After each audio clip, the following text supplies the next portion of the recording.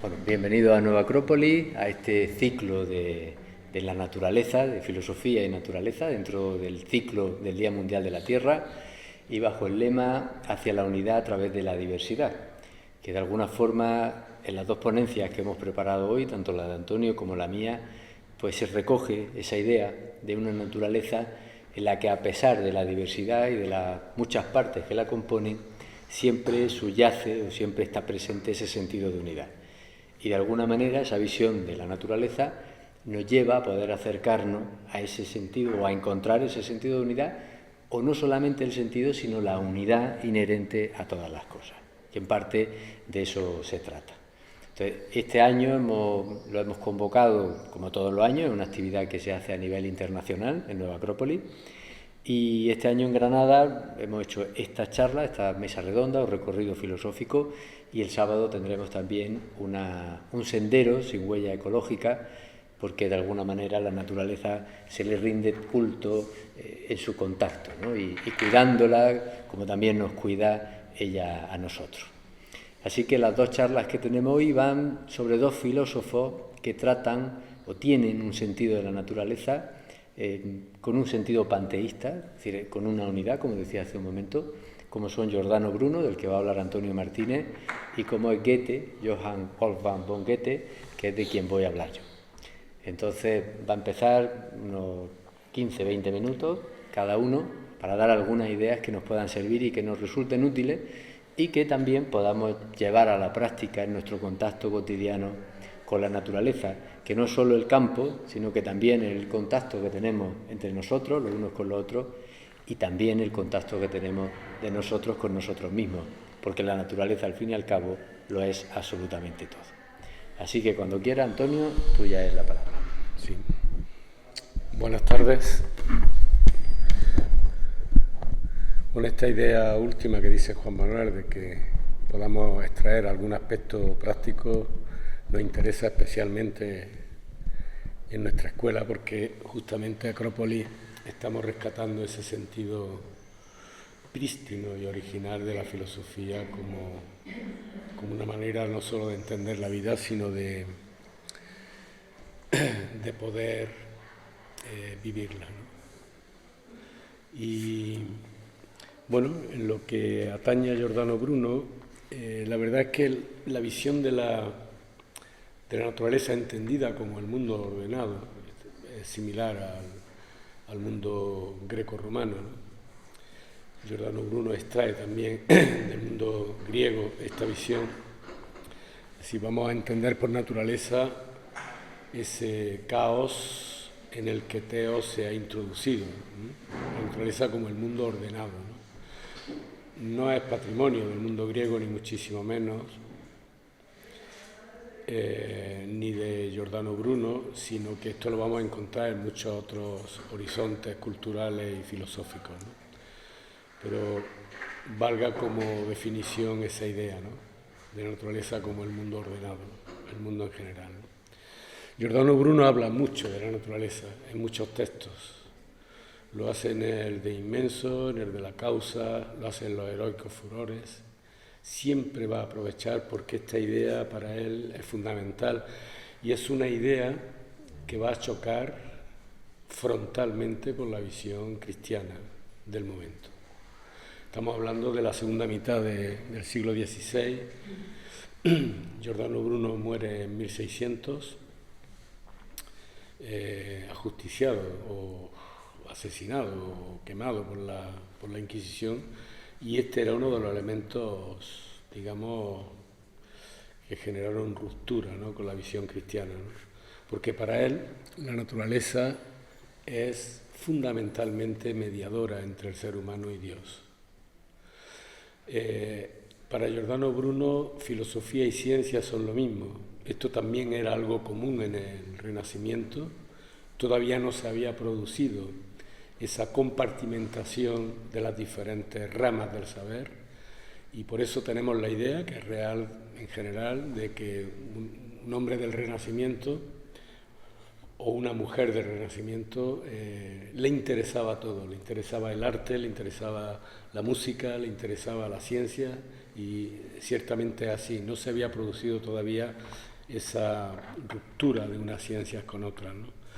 Y para Giordano Bruno, filosofía y ciencia era exactamente igual, y de hecho lo menciona muchas veces filosofía-ciencia, ¿no? Lo que pasa es que él entiende la ciencia como metafísica también, ¿no? Ahí es donde está el punto, y esto es lo que va a separar luego en el periodo que va a venir después de Giordano Bruno y que llamamos racionalismo. Entonces, para Giordano Bruno, la naturaleza era fundamentalmente mediadora entre el ser humano y esa causa primera que podemos, si queréis, llamar Dios, ¿no? Y que él va a llamar de diferentes maneras también, ¿no? Y esto lo vamos a explicar un poco porque es una idea que él va a indagar muchos textos, como he mencionado, ¿no? Para Giordano Bruno, el ser humano se puede poner en contacto con el mundo, diríamos, de lo sagrado, ¿no? O el mundo de lo divino, solo y únicamente a través de la naturaleza. La naturaleza para Giordano es el espejo, la imagen, el reflejo de esa causa primera de Dios. Y por lo tanto el ser humano solo puede acceder a tener una impronta, a tener una experiencia del mundo de lo sagrado a través de la naturaleza, ¿no? En ella se expresan esas potencias que están de alguna forma incrustadas en la materia conformando esa naturaleza.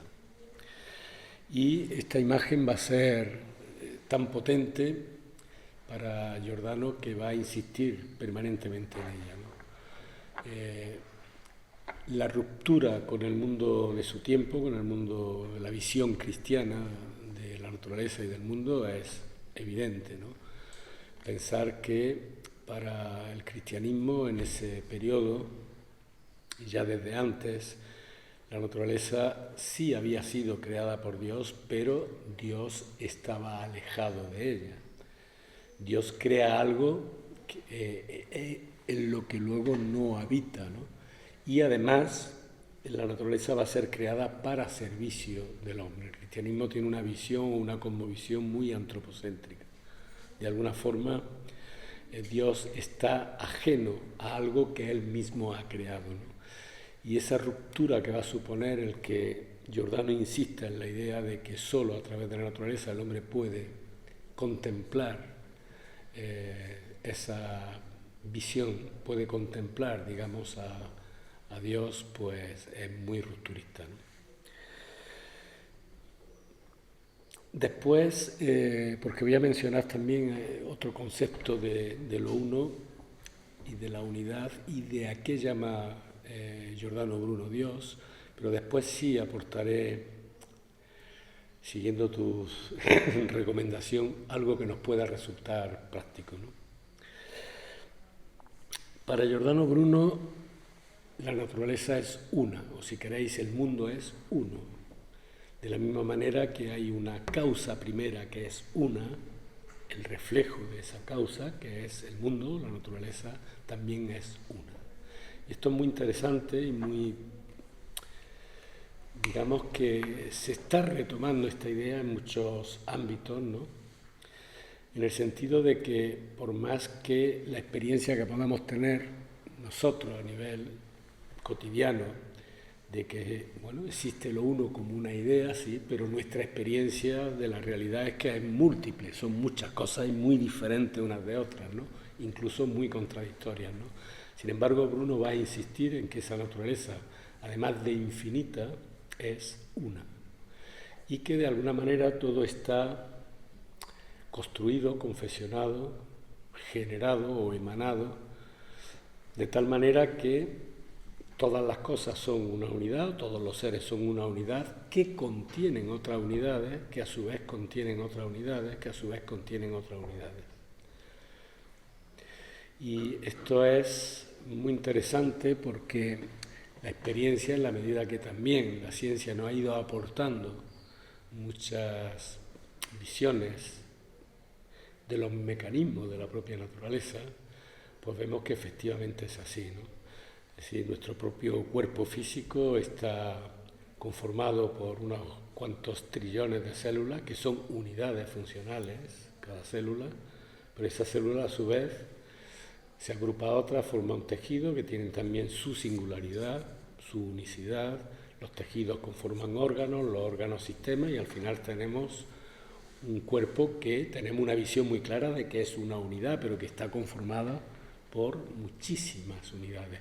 Y si nos vamos hacia abajo igual, porque la célula a su vez, y esto se sabe muy bien hoy, está conformada por muchas otras unidades, algunas de las cuales incluso antes estaban separadas de la propia célula, como es el caso de las mitocondrias, ¿no? Y así nos podemos ir hacia abajo o hacia arriba, hacia lo inmensamente grande o a lo pequeño, ¿no? Esta imagen de cómo está construida o confeccionada la naturaleza es persistente en Bruno, ¿no? Hay una unidad que integra otras unidades, que integran otras unidades, ¿no? Y la idea también de cómo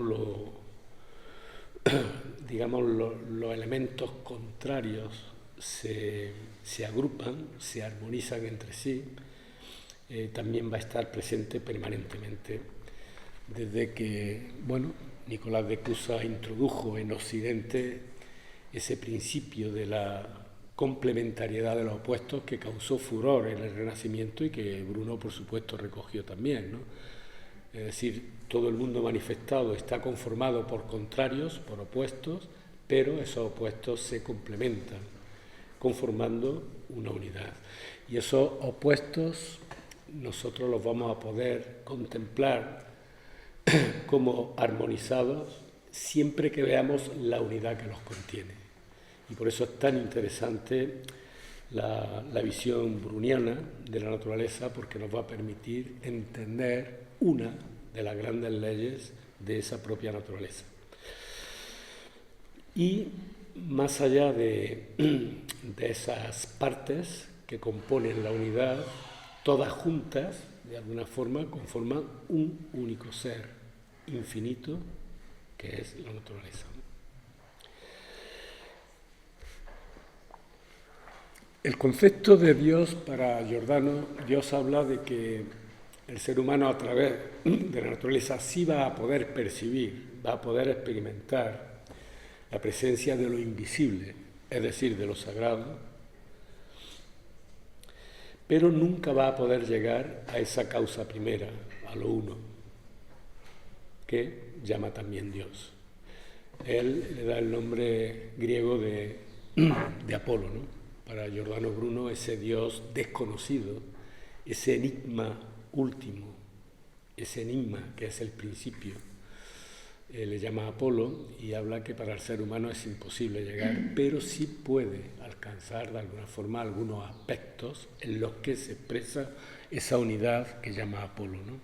Y esto también es interesante porque presupone para Giordano Bruno que va a haber una serie de etapas o de escalera de trascendencia para el ser humano, es decir, primero vamos a poder vislumbrar unos aspectos que no se ven, pero que podemos experimentar a través de de la profundización en la propia naturaleza que nos rodea y en nosotros mismos, y de esa manera vamos a poder ir elevándonos para tratar de captar esos principios primeros, ¿no? Pero nunca podremos llegar a ese uno absoluto. Esto lo deja muy claro en el de inmenso, ¿no? Y el aspecto práctico que os proponía lo voy a simplificar un poco para no enredar con el lenguaje bruniano, que no es fácil, pero para Bruno, si nosotros observamos la naturaleza, cualquier aspecto de la naturaleza, da igual que sea una flor, un árbol, cualquier ser, una piedra incluso, pero si observamos con detalle, si contemplamos, como diría él, vamos a poder apreciar que se están expresando unas leyes a través de ese ser, porque se rige, crece según unas leyes. Vamos a poder apreciar que tiene vida y vamos a poder apreciar que tiene una forma adaptada siempre. Y por lo tanto vamos a poder ahora en lo invisible, en lo que no vemos pero que se deduce de lo que vemos, vamos a poder ver la voluntad de Dios expresada a través de esas leyes. Hay una voluntad que se está expresando permanentemente en cualquier ser, por pequeño que sea, o por simple que sea. Vamos a poder expresar una armonía o una cohesión en esa naturaleza, porque todos los cuerpos, por pequeños que sean, están compuestos por muchas cosas y están armonizadas, están cohesionadas, conformando una unidad. Y vamos a poder apreciar que hay una inteligencia que rige dentro de cada uno de esos seres. Esos tres aspectos, esa voluntad, esa coherencia o cohesión y esa inteligencia, para Bruno era la experiencia de la proyección de esa causa primera en la naturaleza. Y bueno, Bruno, por estos motivos, hablaba de que el ser humano, para experimentar, para tener una visión de lo metafísico, no tiene que lanzar su imaginación o su fantasía hacia arriba, inventándose nada, sino que es la propia naturaleza donde está presente esta proyección de esa causa primera. Después, si hay tiempo, podemos hablar un poquito más, pero yo lo dejaría de momento por aquí. Muy bien. Muchas gracias, Antonio. Pues fíjate, me gusta mucho cómo he terminado siempre en este tipo de tertulia, mesas redondas. Nos ponemos de acuerdo del tema, pero no sabemos lo que va a decir cada uno. Y bueno, a mí siempre me gusta esa experiencia porque de manera natural pues van surgiendo esas relaciones que siempre vemos y buscamos también en la filosofía.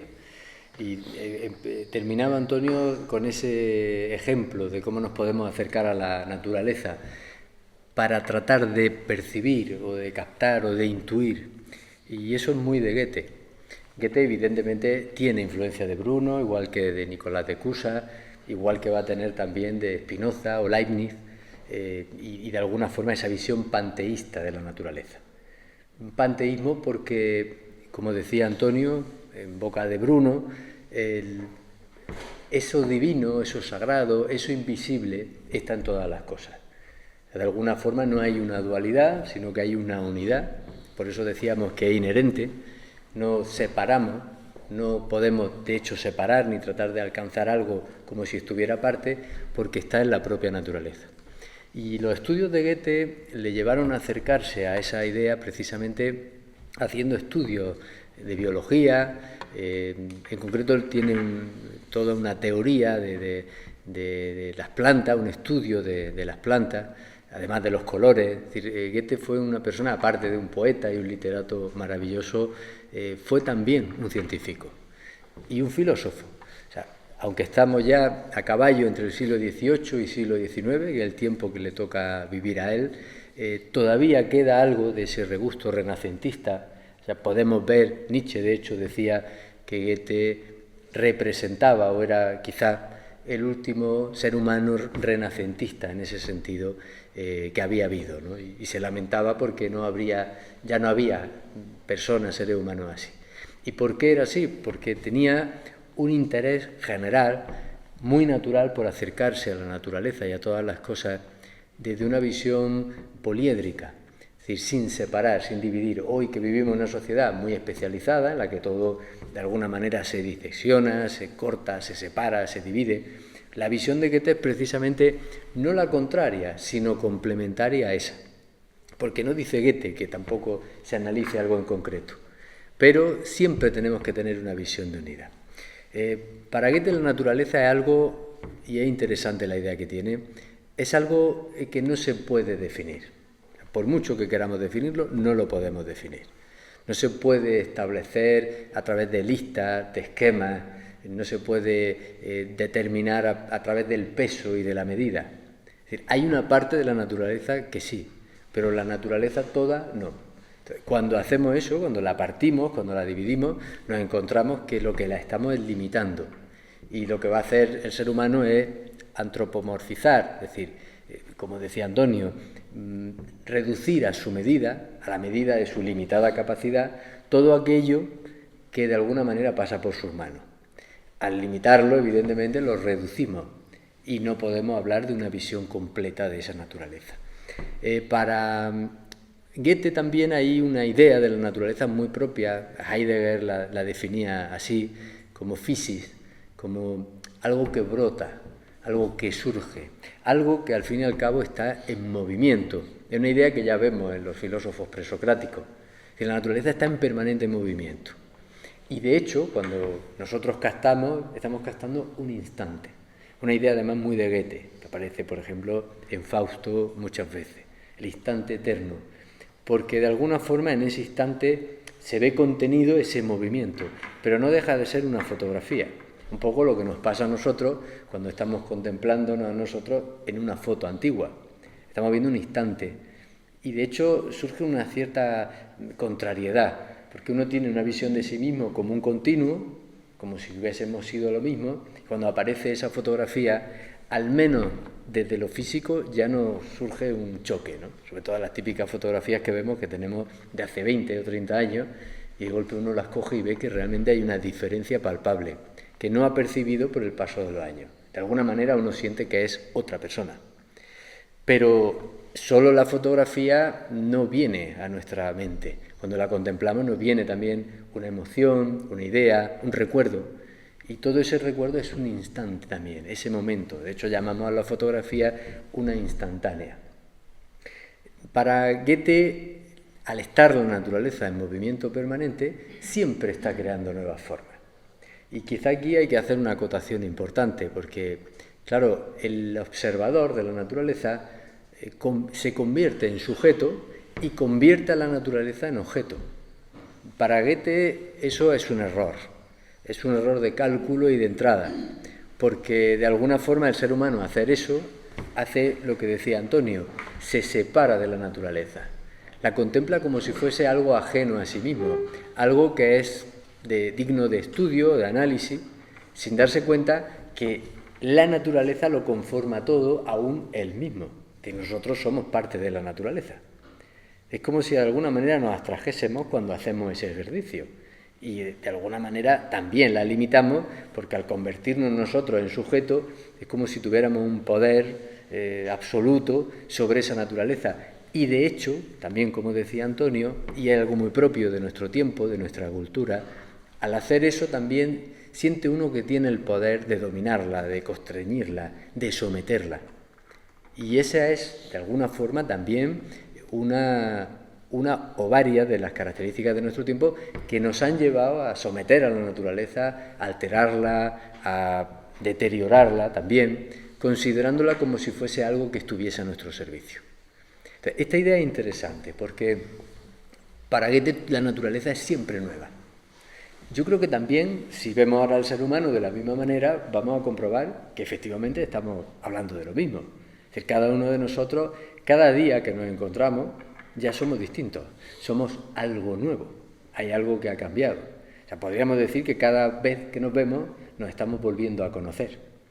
Y al mismo tiempo hay algo conocible ya, o conocido, porque hay como una esencia que siempre permanece y que de alguna forma también intuimos.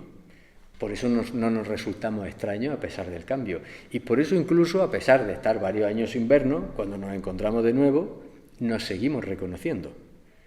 Y quién sabe, quizá cuando vemos personas que aparentemente no conocíamos y de golpe nos encontramos en la vida y hay algo conocido, ¿qué razón tendrá? ¿De dónde provendrá eso conocido que está también aún en esa persona que aparentemente era desconocida? Una idea de Goethe interesante es que, claro, cuando nos acercamos a la naturaleza, al diseccionarla, tratamos de establecer reglas. Y para Goethe, ya el establecer reglas supone parte del error porque ni el todo puede definirse por la regla de las partes, ni la regla de las partes puede definir el todo. O sea, hay un continuo y un conjunto de individualidades, que también ha dicho Antonio, que conforman una totalidad. El ejemplo que ha dado Antonio es perfecto, el propio ser humano, es un conglomerado de partes. Y cada parte, a su vez, tiene sus propias reglas que se aunan en una unidad. Pero si seguimos ese esquema, no acaba en el ser humano. El ser humano también, probablemente en la propia sociedad, la propia humanidad, en el conjunto de los seres humanos, también conforma otro elemento. De hecho, el concepto de humanidad tiene algo también de entidad, o sea, conforma una entidad. Ahora lo veremos porque para Goethe hay una idea muy bonita, al menos a mí me lo parece, que es la del espíritu del tiempo, o de los tiempos. Cada momento tiene una cierta seidad, o sea, hay algo que tiene entidad.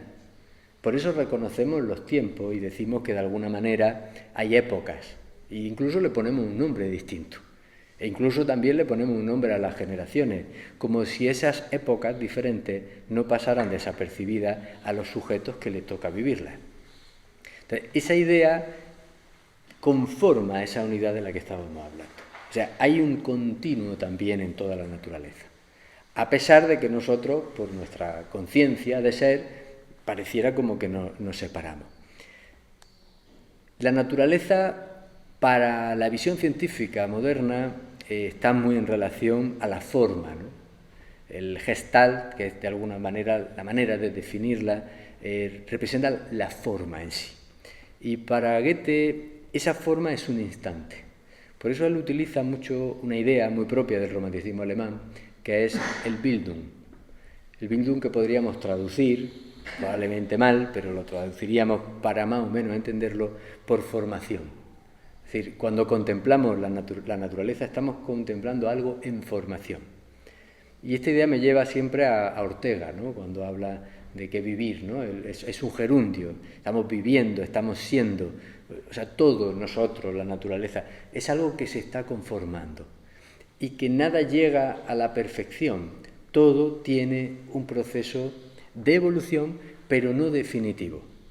Y esa idea también es muy interesante, porque también Heidegger va a definir la naturaleza o la vida como continua lucha, algo que también ha hecho referencia a Antonio a través de Giordano.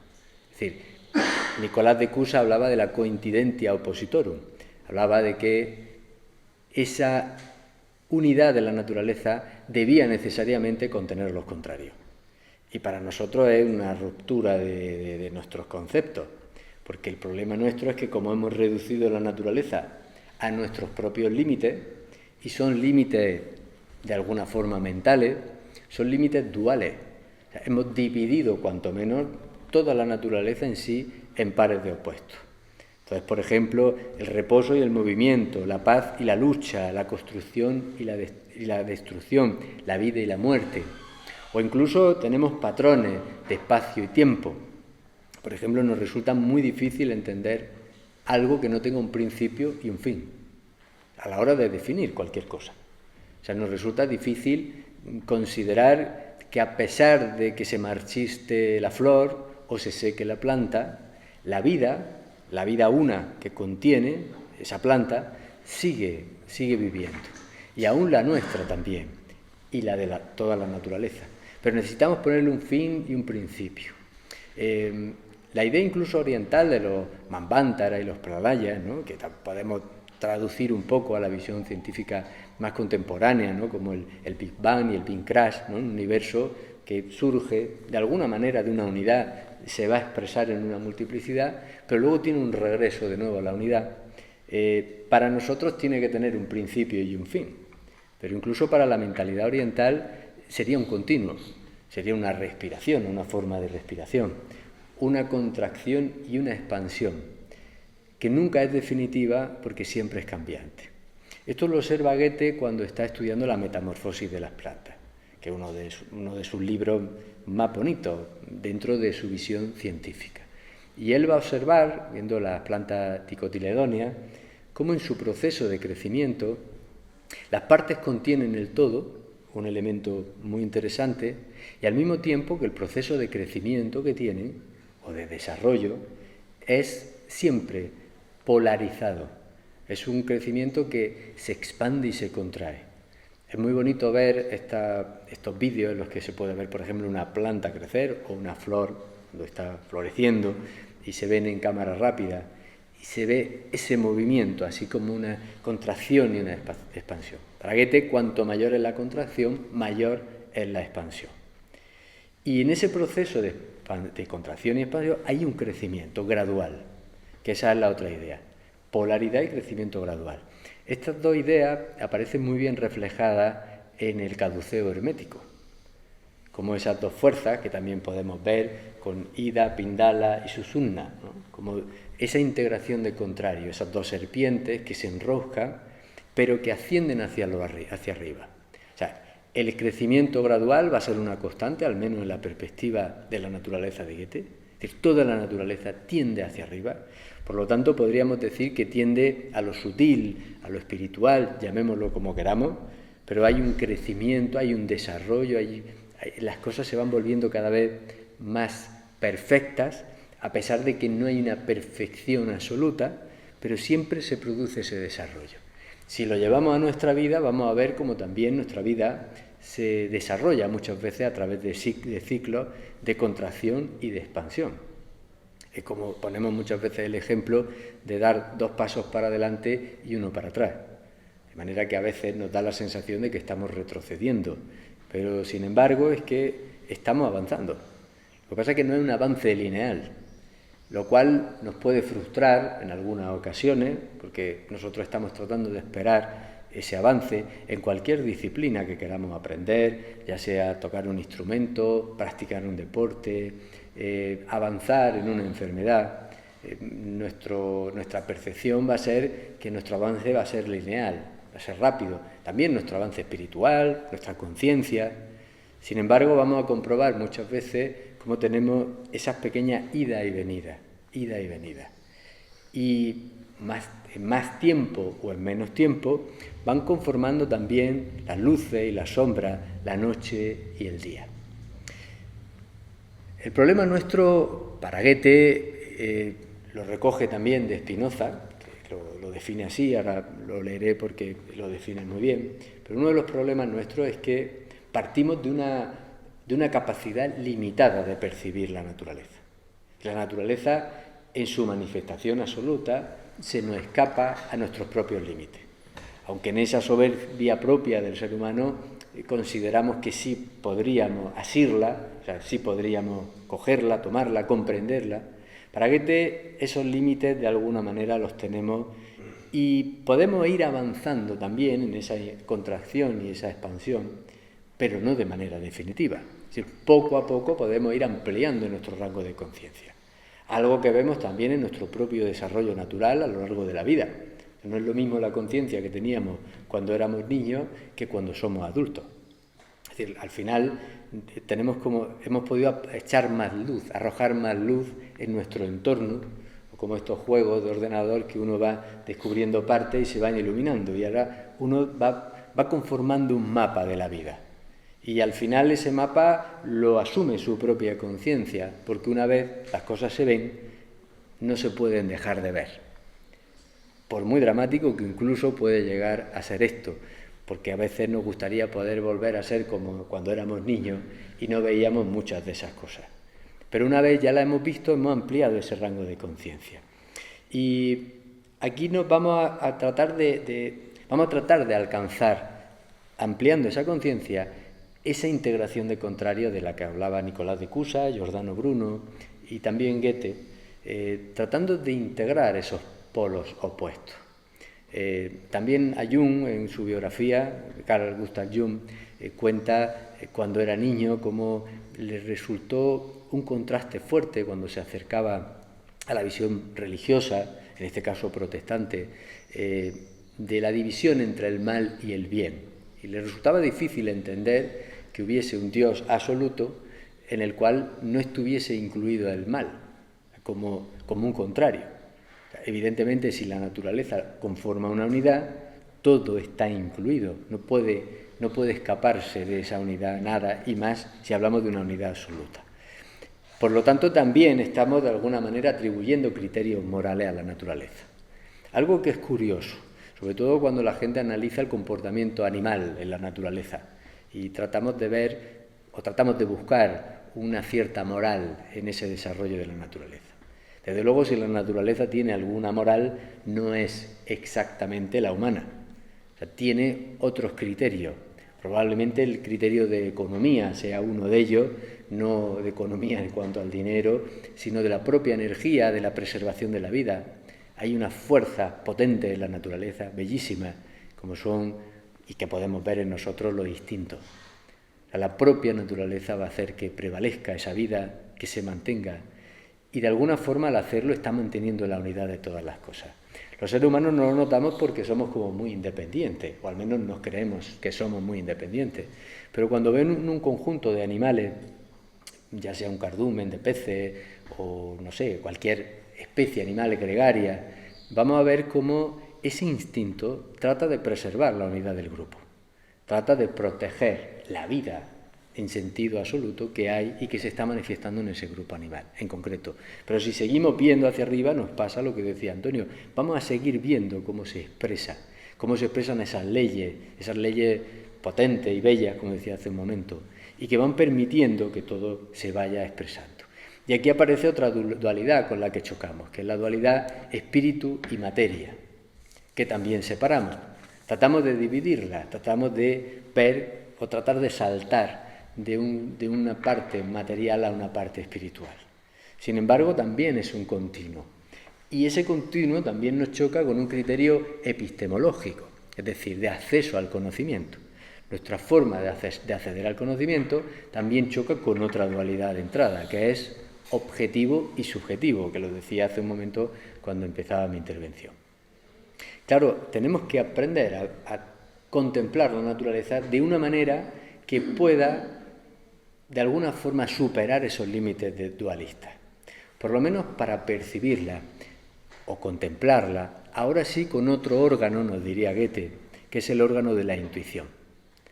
Porque si podemos contemplar la naturaleza, como nos decía como consejo Antonio, tratando de acercarnos, ver qué leyes la rigen, qué leyes se expresan, pero de manera lo más objetiva posible, desconflictualizada, de alguna manera despersonalizada, tratando de verla como un continuo del que formamos parte.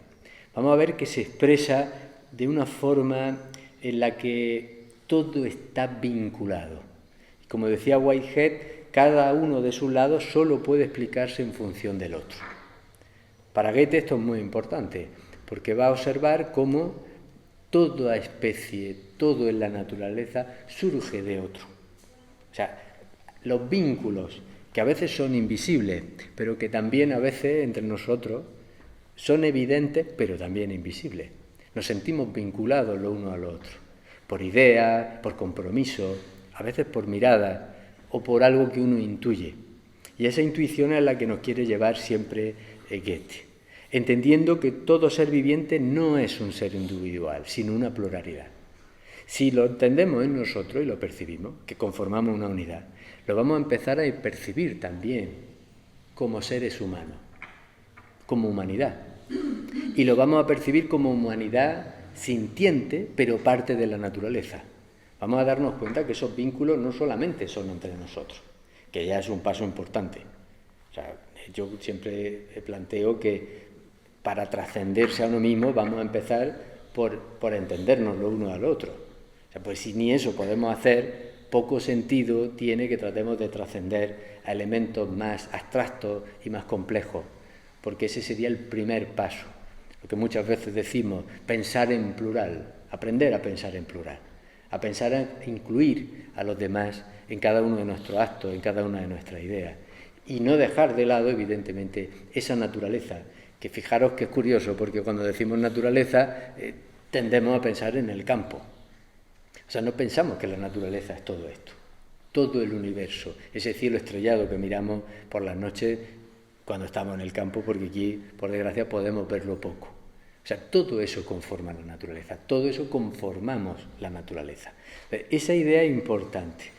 Y hay una idea muy bonita en Goethe, que es, luego tiene su teoría de los colores, hace un análisis, porque a Goethe le llamó mucho la atención los estudios sobre la luz, sobre los prismas, sobre cómo se comportaba la luz blanca, y cómo se expresaba, y cómo de alguna manera se proyectaba a través del color. Y hace una visión y una lectura filosófica también de esta idea. De alguna manera, en algunos puntos, se puede intuir que para Goethe los colores tienen relación con las pasiones, o con el mundo humano en el que nosotros nos desarrollamos. Y a mí hay una idea que siempre me llamó mucho la atención en esa teoría de los colores que tiene, y es que al hacer los estudios de prismas, él se da cuenta que entre los pares de opuestos, oscuridad y luz, hay un punto de inflexión, que puedes comprobar, de hecho, cuando se produce una sombra muy marcada, en la cual vemos que la oscuridad linda de manera absoluta con la luz. Y entonces observa Goethe que en ese límite, en ese extracto, todo el haz de colores, todo el espectro de colores está presente. Entonces nos dirá Goethe, en ese punto es donde se desarrolla la vida. Es como si viviéramos nuestra vida, esta vida colorida, múltiple, de multiplicidad, en un pequeño instante entre dos opuestos. Son dos opuestos que lo integran. Todo ese mundo colorido, tan complejo, tiene a la vez la oscuridad y la luz. Y aprender a integrarlas es aprender a vivir en ese coloreado mosaico que es la vida, que muchas veces también definimos como un caleidoscopio que se mueve. Habéis visto estos caleidoscopios que le da vuelta y van conformando formas con colores y con luces y con sombras. Y esa es una representación al mismo tiempo de la propia vida. Para Goethe, los dos movimientos, curiosamente, y vaya a ver que la idea es muy bonita, que os decía al principio, de contracción y de expansión, tienen un tercer movimiento, como en la música. Tienen un tercer movimiento que es la contemplación, muy plotiniana como idea también, en la cual, si veis, estamos también lindando entre dos límites. La conciencia humana que puede contemplarse a sí misma, que puede contemplar a los demás y que puede contemplar a la naturaleza y que por lo tanto contempla algo divino, algo sagrado en todas las cosas, está en ese punto intermedio. Se encuentra en este punto de crecimiento donde aparece esa idea del alma, el alma humana como intermediaria. Porque para Plotino, igual que decía Bruno, que la naturaleza era intermediaria, la expresión de esa naturaleza es el anima mundi. Para Goethe también. Y ese anima mundi se expresa en nosotros, en el mundo, de una forma triple, igualmente. Entonces es un mediador, nuestra propia alma, el alma del mundo, de la que forma parte y que está también en todas las cosas. Podríamos hablar del alma universal también. O sea, sería esa esencia que está en todas las cosas, es la que nos permite mediar. Es un poco como el funambulista de Nietzsche, que trata de moverse y de no caerse en ese límite que conforma el equilibrio tan querido por la filosofía y tan buscado a través de la historia por todos aquellos que tratamos de conocernos a nosotros mismos, conocer a los demás y conocer esa naturaleza.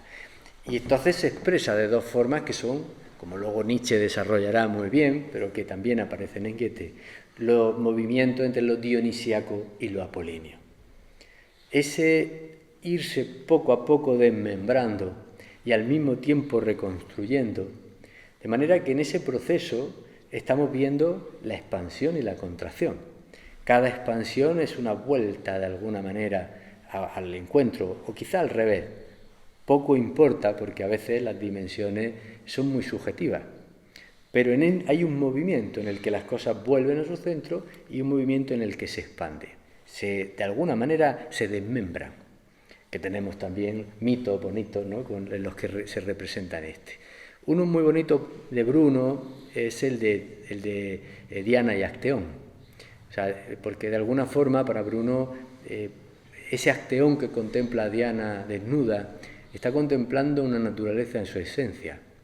Y esos perros de Diana que lo devoran, que lo desmembran, representan también, de alguna forma, ese momento en el cual, por un instante de contemplación, al comprender algo, todo nuestro mundo se derrumba y tenemos que volver a reconstruirlo. Pero la nueva reconstrucción siempre es diferente.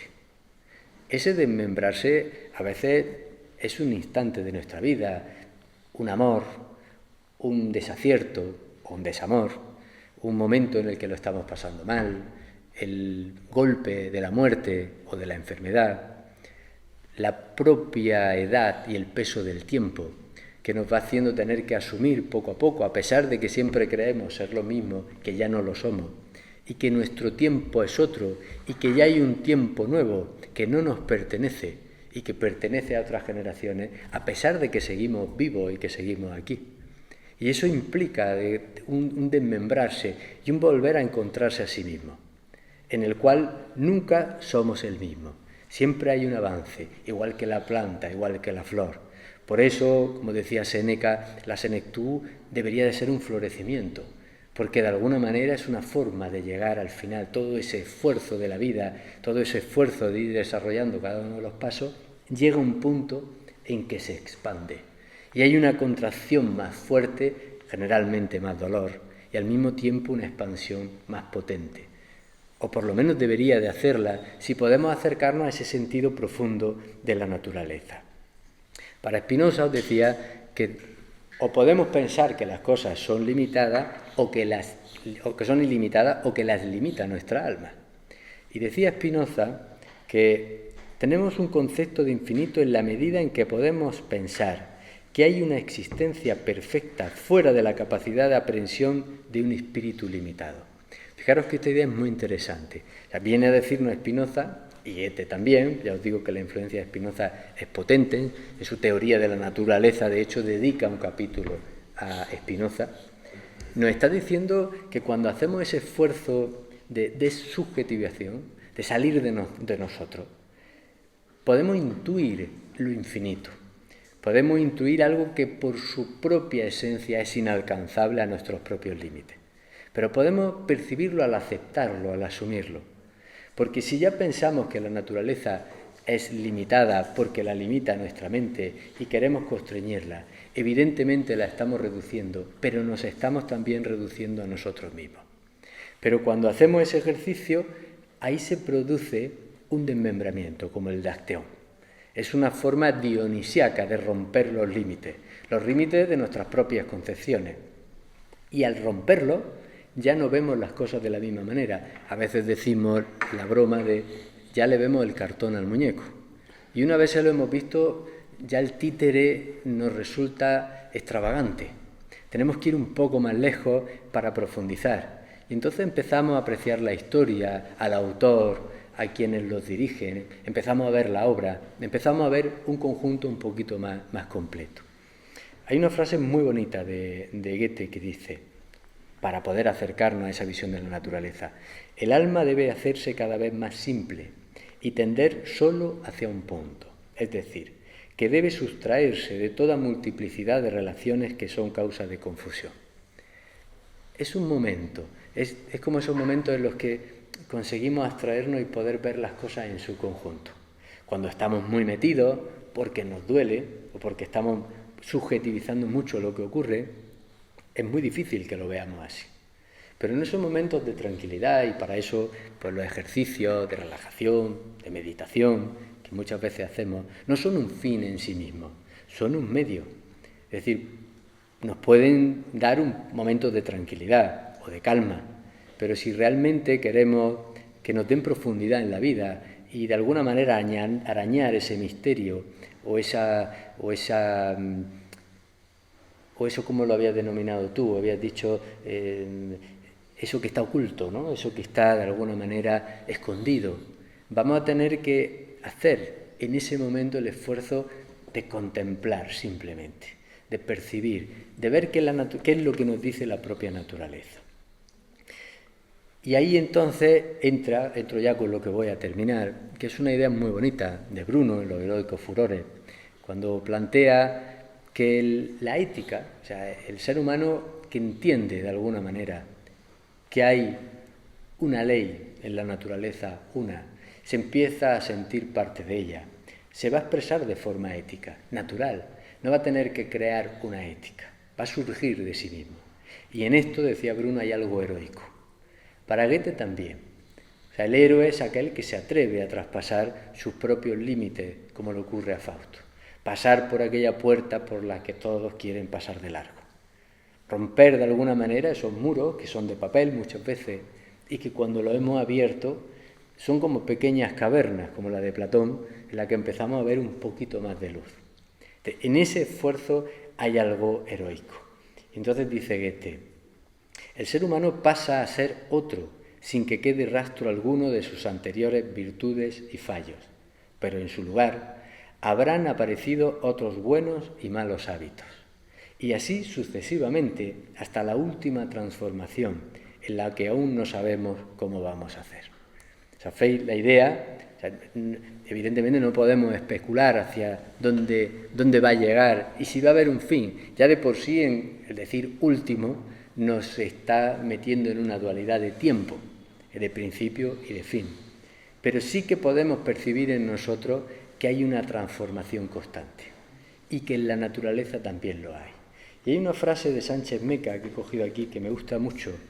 De hecho, Sánchez Meca traduce la teoría de la naturaleza de Goethe, una de las traducciones suyas, y en ella dice, poniéndolo de alguna manera, traduciendo lo que dice Goethe, dice, para conocer la naturaleza es fundamental nuestro ser parte de ella, nuestra autocomprensión también como naturaleza.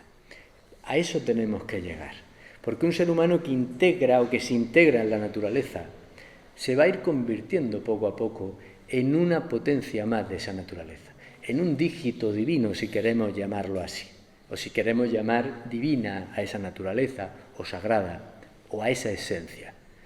Y podemos empezar por nuestras sociedades humanas, porque cuando vamos sintiendo esa naturaleza también en lo humano, podemos ir encontrando poco a poco nuestro lugar en el mundo, nuestro lugar natural, no como individuo, pero sin dejar de serlo.